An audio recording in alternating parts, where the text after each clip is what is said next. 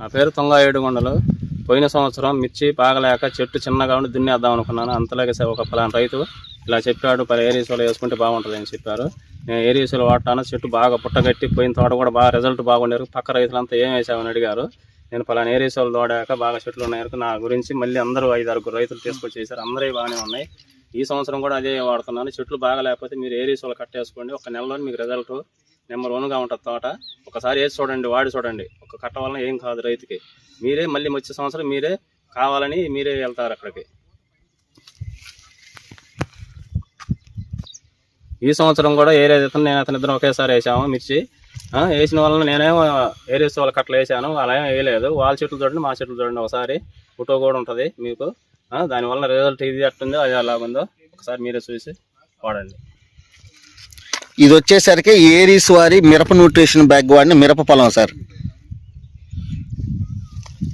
బాగా బుట్టగట్టింది. కొద్దిగా ఇట్టండి సార్.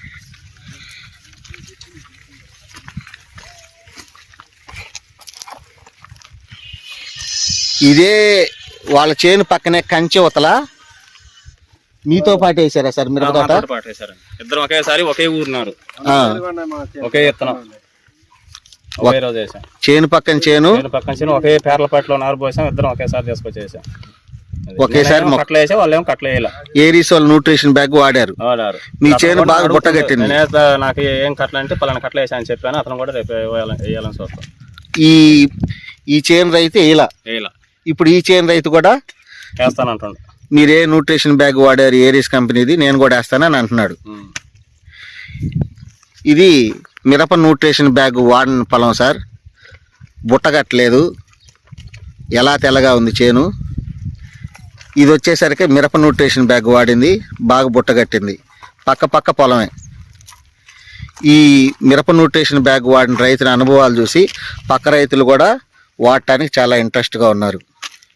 ఇది నీలగంగవరం ఏరియా రైతు అనుభవాలు సార్. Thank you sir.